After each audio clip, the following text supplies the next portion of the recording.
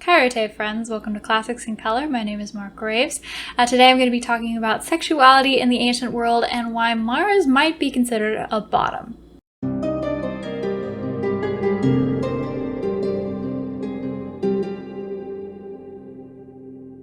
So ancient people did not think about sexuality the same way that we do, obviously. And you kind of have to throw out your ideas and your categories if you want to wrap your head around how they thought about it. So while they recognized that people had preferences one way or the other, heterosexuality and homosexuality weren't that important categories. It was expected that either way you were probably going to get married and have kids because you needed to raise that next generation, you wanted heirs, and you wanted to build those social bonds. But it was also expected if you were a man that you would probably have some affairs outside of marriage because men weren't necessarily expected to be faithful in a marriage. They had a lot more leeway. So if you were attracted to men, it was still expected that you would have kids, but then it was fine if you wanted to have affairs with men. And then in ancient Greek cultures like Athens or Sparta, homosexuality was often encouraged because it was thought that it encouraged male bonding and camaraderie, and occasionally even that it was more masculine to be attracted to men because what's more masculine than being turned on by men and manly parts? And then sadly we don't really have a lot on women's being gay and women's sexuality, so mostly what I'm going to be talking about here is men. The categories are more like top and bottom. So you're a top if you're an adult male citizen, and a bottom if you're not those things. So if you're a woman, if you're a child, sadly, if you're a slave, and that comes along with specific sexual roles, and you really are supposed to fulfill those. You should not be a bottom if you're a citizen, basically.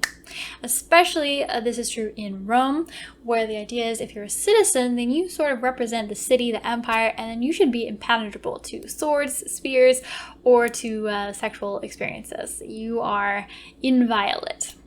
So therefore, if you are that adult citizen and you're being the bottom in any way, that's seen as a little odd, and you're almost definitely going to be made fun of for that. For example, Julius Caesar had a brutal time because there was a rumor about him that he had an affair with Nicomedes and that he was the bottom. So he was made fun of by many people. Curio, for example, said that Caesar was every woman's man and every man's a woman. And the troops had a song making fun of him, Julius Caesar's troops, that went, "All the Gauls did Caesar vanquish, but Nicomedes vanquished him." And he was sometimes called the Queen of Bithynia, which was the kingdom of Nicomedes. So he definitely got a very hard time for supposedly being the bottom in that relationship. And then henpecked husbands also got a really hard time. So for example, in the Aeneid, which is Rome's epic poem, Aeneas, along his journey, is taking a break. He's hanging out in Carthage. He's dating Dido. He's really having a good time, very happy. And he's helping her build this city, which is her dream, Carthage. And at one point, Mercury comes down to him and he says, "Are you now laying the foundations of lofty Carthage and building up a fair city, all for a woman's whim? Alas, with never a thought of your own realm and fate." So Lucretius is a Roman writer as well, but he's an Epicurean, so he has a bit of a different take on this whole I'm not supposed to be penetrated stuff.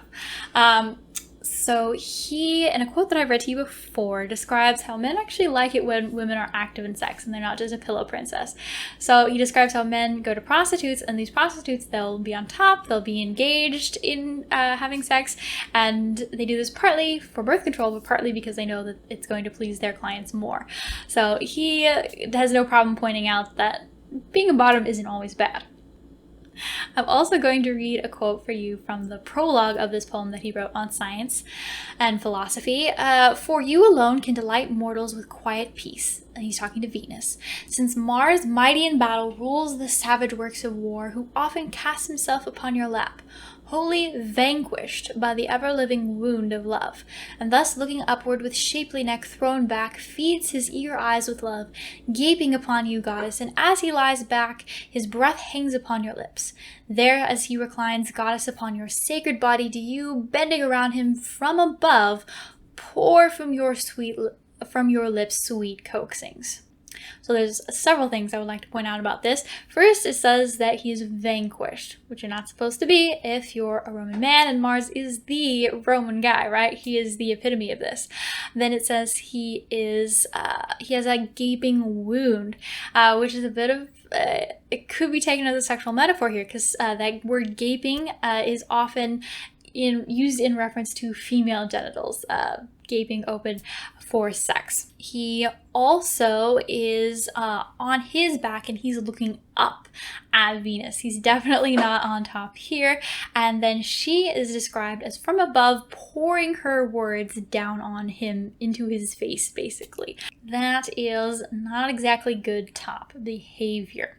And the reason why Lucretius might be doing this is because part of what Lucretius is putting forward in his poem is the theory of atoms. So in the ancient world, the most prevalent theory of what the world is made of is the 4 elements: earth, fire, wind, air, and Lucretius doesn't subscribe to that. A fellow named Democritus, centuries before this, had said, no, I think everything is made of atoms, and Lucretius buys this, and he's pushing that in his book.